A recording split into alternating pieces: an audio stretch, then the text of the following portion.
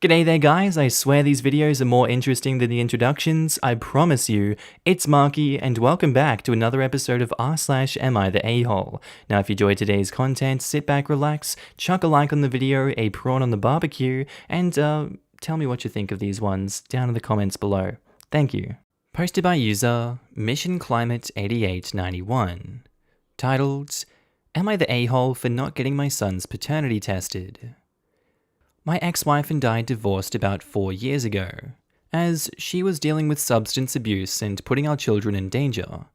I have sole custody of all 3 of our kids, as I make much more than she does, and she was unsure of her housing situation immediately following the divorce and was dealing with substance abuse issues. The 2 oldest were then teen girls who didn't really want much to do with her anymore. My youngest, my son, is now 6, and he would occasionally see her when the divorce first occurred. The ex does not pay court-ordered child support and has since moved several states away. She still occasionally video chats with my son, but it seems he's gotten used to not having her in his life. However, recently, she told me that she would like to pursue custody of my son. Apparently the person she moved in with is the real father, and she claims my son should be with his real parents. I was stunned initially.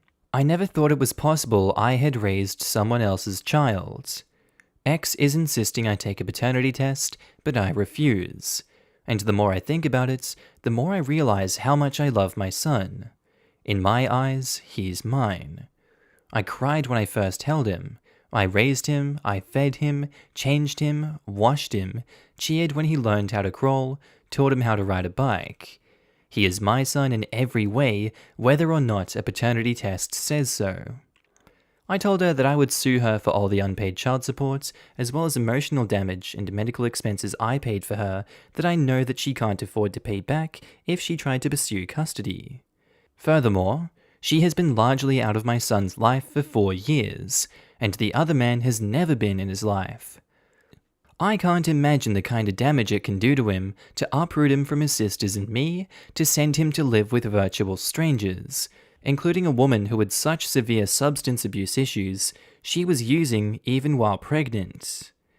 X randomly showed up to my house one day, telling me she was clean and that her son should be with his mother and real father.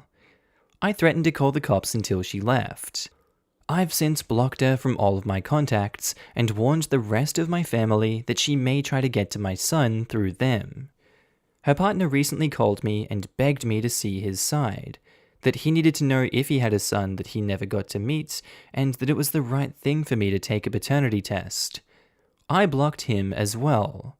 I've been talking to a lawyer ever since. Part of my family is conflicted and thinks I should get the test just to know for sure. I'm on the birth certificate, and according to my lawyer, at the moment they do not have a strong case for custody. It's been about 2 months since I heard from my ex or her partner. They have not yet pursued anything, but I am ready to fight for my son in case they do. Am I the a-hole for refusing to get his paternity tested? No. What the hell? What, they want to show up into his life now after 4 years of just ignoring his existence and be like, oh, we're clean now. Yeah, let's get paternity. I want to see my son. Ha ha ha. It kind of sounds like they're on another drug high. A very dangerous one where they want to put this son in a situation he very much does not want to be in. Family saying that he should get the test should be ignored for a week. That's very much not a rational and normal thing to do. Who cares if he is genetically the child or not? That's just asking for him to be put in a bad situation and giving them more fodder in the pipe dream that they ever actually get a lawyer and a case together, because it doesn't seem likely. Not the a-hole. You have a lawyer. Listen to them, not Reddit. If you want to know for sure, wait until he's an adult, so your ex can't say I told you it's my boyfriend/husband's kid. You should also speak to an expert about having an age-appropriate conversations with your son about the situation. It would be awful, but not unimaginable, for your ex or the supposed bio-dad to get in contact with your son directly somehow and tell him. It's better he finds out from you first and is confident in your steadfast love regardless. Edit, since folks seem confused, Not the a-hole, as always, when your top priority is the well-rounded well-being of your child. Also, thanks for the awards, kind Redditors. Posted by user She Don't Eat Right. Titled, Am I the a-hole for taking away my pregnant wife's credit card because she keeps ordering food bad for our baby? My wife is 6 months pregnant and cravings are hitting her hard. I sympathize with that, but unfortunately, it seems like her cravings are all for things our doctor has specifically told us to avoid for the health of our baby. She just can't seem to control herself when the cravings hit. She ends up door dashing the forbidden items. It's not like she has done this once or twice either. In the last week, she has ordered Subway 4 times and sushi twice. This has been going on for months. I've tried to convince her to make these things at home with approved ingredients, but she says they just aren't the same thing. I've asked her to consider the health of our baby, and she says that her mental health is more important. I can't help but think this is a ridiculous notion. Foregoing uncooked lunch meat and seafood isn't going to give her emotional trauma for frick's sake. I am the main breadwinner in the house, and decided to cut off her access to our cards for the time being. I think this might make me a bit of an a-hole because it makes me feel more like her parent than her partner. But I am soon to be a parent. I need to protect my kiddo. Edit. Sushi and Subway aren't the only things she's been eating on the forbidden list. Those were just the examples from the last week. I probably should have included that in my OP. She is also eating a lot of undercooked meat and eggs, drinking energy drinks, had a few glasses of wine, etc. Edit 2. Doctor has been informed of her diet choices. He sternly told her she needs to change that. She refuses to listen to him about this too. While it might be unfortunate that she's eating items that she's not allowed to be eating or is advised not to be eating, you can't directly force her to stop doing them. It has to be her decision to do it. You can only advise, you can throw tantrums, you can throw arguments if you'd like, but cutting off her access to money and doing what she wants, limiting her freedoms, has a much bigger impact on her mental health and probably, as a result, the baby's health, because you're limiting her freedoms and you can't really be doing that, Chief. This situation isn't severe enough to warrant that, even if the doctor has given her stern talks about it. If you don't like this situation, you can either stay or leave, but I don't think continuing down the path you have is a good idea because she might just end up leaving you. I'd tread carefully. You're the a-hole. Edit 3. I accept that Reddit thinks I'm an a-hole. However, I still feel that this is justified a-hole behavior. I will not allow my wife to have a credit card until she agrees to follow the doctor's recommendations for the health of our child. She still has access to our Amazon account with a card saved and is free to shop for whatever needs she has. But the only food that will come into the house is what I bring home from grocery shopping or if we plan to get takeout together. Oh, and all these people recommending the book Expecting Better by Emily Oster? No thanks. She's an economist, not a medical doctor, not even a scientist in the field of biology. I will continue to go by the guidelines set forth by medical professionals.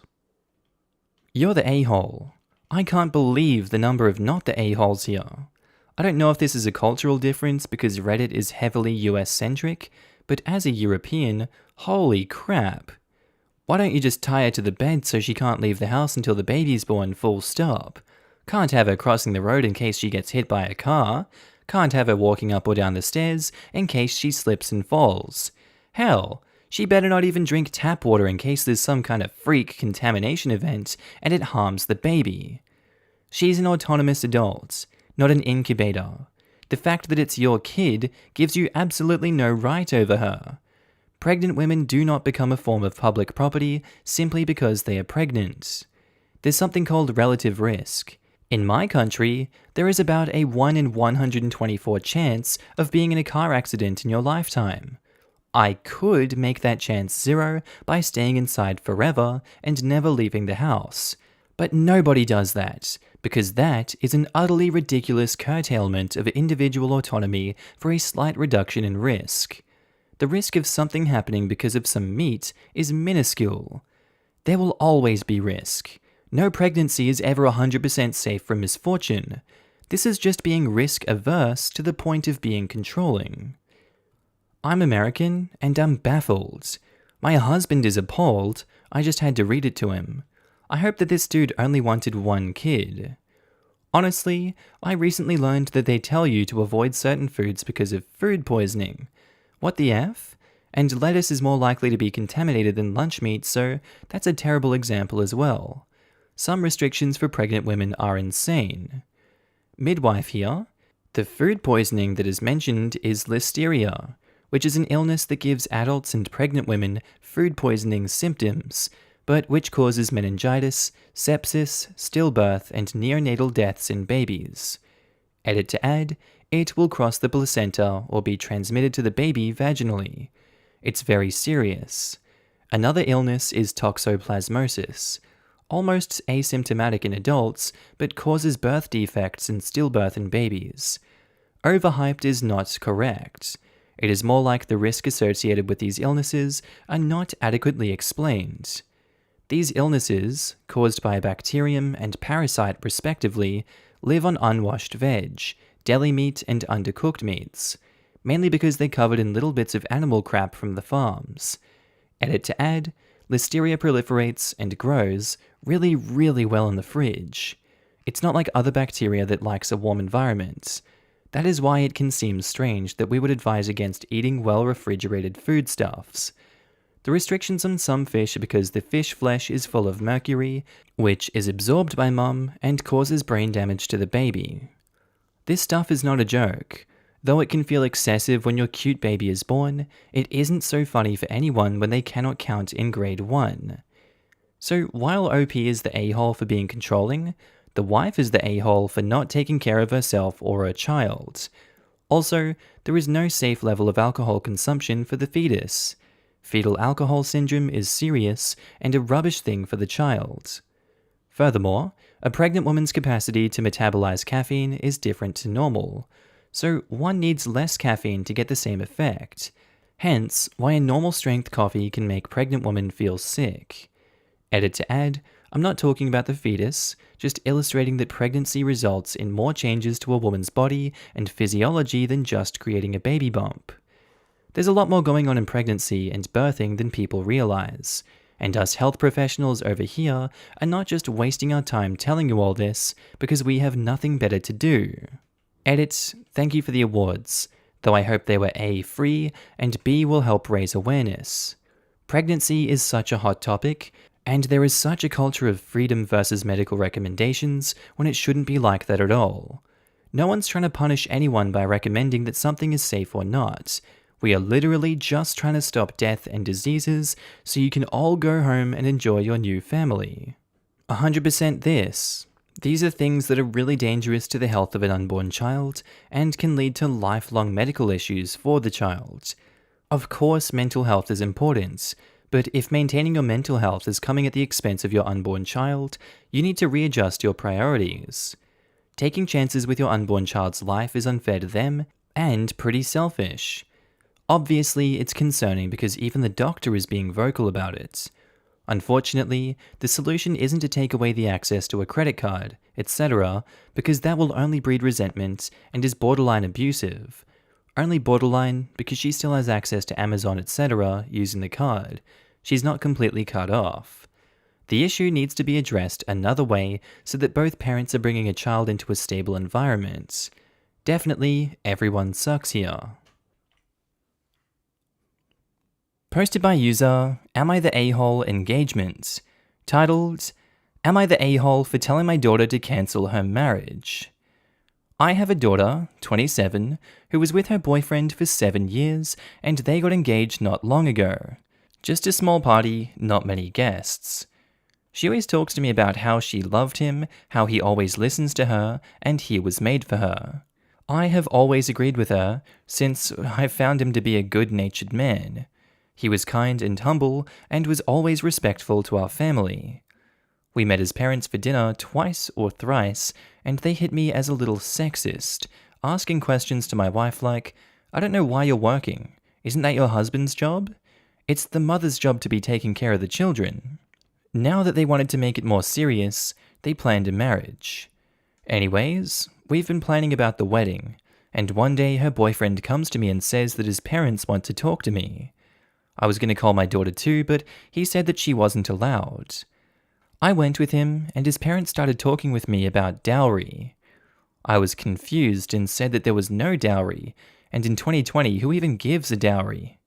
But boyfriend and his parents started lecturing me about how necessary it was and how my daughter would be a stay-at-home wife. My daughter has told me that she wants to continue her dreams, so I don't know what this is. Anyways, they told me that I should give it a thought and told me not to tell my daughter for the time being.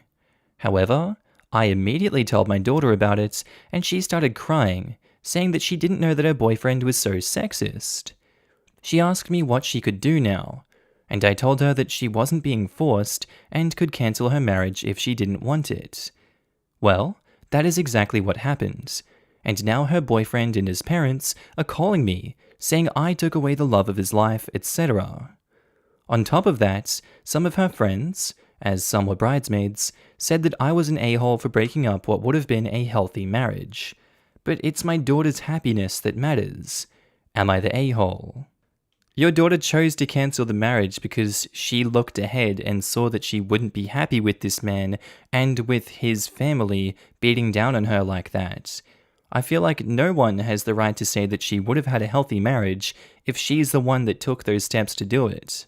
I really don't feel like OP coerced her and did this against the wife's will. I feel like if this woman knew that OP was talking smack, she would have shut OP down and not gone ahead with cancelling the marriage. I feel like this woman knows exactly what she was coming up against and was probably too scared to admit it herself and was just going along with it until someone else validated her. And thank God OP did validate her. Now she's not stuck in a trap where she has to give a dowry. To each their own, obviously, but for this situation, not the a-hole. You saved your daughter from a life of hell. Sorry she had to go through that though. I'm sure it was a shock to realize her ex and her almost in-laws are misogynistic a-holes. Hope she's doing okay, because 7 years is a long time. How did this not ever come up before? I myself don't know. I always felt that he was different from his parents. Even if he is, placating his parents seems to be more important to him than your daughter's, and by extension, your comfort. How him and his parents thought that this was appropriate is honestly beyond me. OP, you are most definitely not the a-hole. Him and his parents are misogynistic a-holes, and I guess that some people just need to stop being stuck in the past. You've definitely dodged a bullet here. They knew it was inappropriate. They were just hoping that OP would go along with it so the daughter wouldn't find out until after the marriage, ideally feeling too stuck to leave at that point. They specifically told OP to hide it from her. They knew exactly what they were doing, not the a-hole. There are many, far too many domestic abuse survivors who tell stories of how their abuser was a perfect partner until they became married. Now, I'm not saying this guy would turn into some violent, abusive monster, just that it's not uncommon for some people to radically shift their attitude towards a partner once they have secured their property. And this guy and his family definitely viewed your daughter as property. A vessel whose primary purpose was to make babies and be the sole caregiver while the man continued to pursue the life and dreams he had before the marriage. I know it can be hard to see, but your daughter would have likely been secretly miserable for years while she slowly suffocated under the thumb of these sexist clowns. Posted by user JuniorAd2355, titled, Am I the a-hole for lying to my son about having surgery? I have a 10-year-old son who has a lot of anxiety since his mother died from a blood clot after she had major surgery back in 2016. Recently, I found out that I need a minor surgery to correct a hernia. I'm in excellent health and work out most of the week and don't drink or smoke. I was easily cleared for the surgery. I explained to my son why I needed to have the surgery and he freaked out. He kept on asking who will take care of him if I die, or will I have a funeral.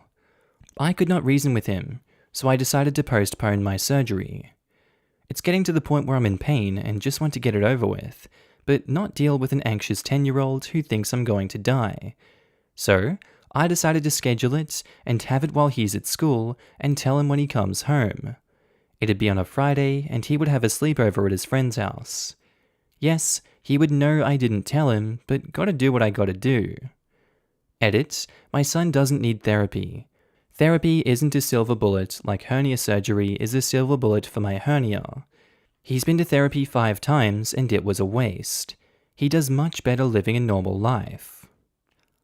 It just seems like you're doing everything you can to avoid sitting your son down and explaining that not all surgeries cause death. And it seems like you don't want to have that talk, you'd rather avoid it and then lie by omission by getting him out of the house and doing it anyway. I don't think you're realizing how much of an a-hole you'd come across coming out of that surgery on the weekend and him coming home and seeing you in a post-operative state. He'd be like, Jesus, my dad did it anyway. He's gonna die. He could have died. What if he dies in the future? When is he gonna do this again? He's 10 years old. He's not thinking rationally and you're not helping him. You really come across as a major a-hole here. You need to take him to a therapist and you need to talk about this. His anxiety might get worse as he grows up and could become a phobia. One thing that does alleviate fears in children is to explain every possible outcome, even if it will not happen. Talking to him about what would happen if you do die and the steps that would be taken would make him feel more secure. Making plans that will hopefully never be needed may seem like a waste of time, but are great to have not only for making your life easier, but also giving your child peace of mind. Being honest about medical procedures, having your doctor and surgeon explain the procedure, and every possible outcome that can happen is also great to do. He can ask as many questions, and know the people that are operating, and be able to trust them. You need to be honest with him about your health and what is going to happen. All of this, acknowledge the fear. Just acknowledging the fact that he is scared and he has good reason for feeling scared will go a long way. Then talking through how things would happen if the minuscule chance his worst fear came to be will help him alleviate anxieties. My concern for him would be when he finds out. So now he would not only be worried about his parent dying, but that he might not even be told that there was a problem in the first place. He could be afraid that everything could be fine 1 minute, and then he lost another parent without him ever knowing there was a problem. Probably blame himself because, let's face it, you're already blaming him for postponing it and being in pain. He needs therapy and open communication. I think the OP needs therapy too, since he doesn't seem to want to deal with the reality of what his kid is experiencing and is willing to lie to him instead of taking the time to explain what's going on and make a plan if things go wrong so his son can feel a little more secure.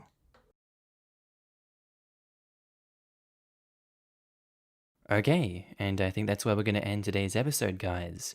As always, I do hope you enjoyed it, and maybe even learned something from these stories. Just want to say a quick shout out to my Patreon subscribers and my channel members. You guys should be on the screen right now. If you do see yourself, I want you to give yourself a little pat on the back for being amazing and supporting me on this channel, this little journey we're going on the YouTubes. I really appreciate it, and you guys enabled me to do all this amazing work. So if you do see yourself, I love your face and I'm happy to see you. Also guys, if you want to pitch in your own support, you don't have to, but channel links are down in the description below to support the Patreon, the channel membership, whatever you want to do. It's kind of like tipping me if you feel like I'm doing a good job on this channel. I will be opening up avenues for content on those in the future. Just right now I'm kind of bogged down and stuck in Ireland, but you know, it is what it is. Anyway guys, with that said, I do hope you have a wonderful day today. Whatever you're up to, I'd love to know down in the comments below. I do hope you have a good day, night, sleep. Whatever you're up to today, tell me, and I'll see you in the next episode, guys. Bye.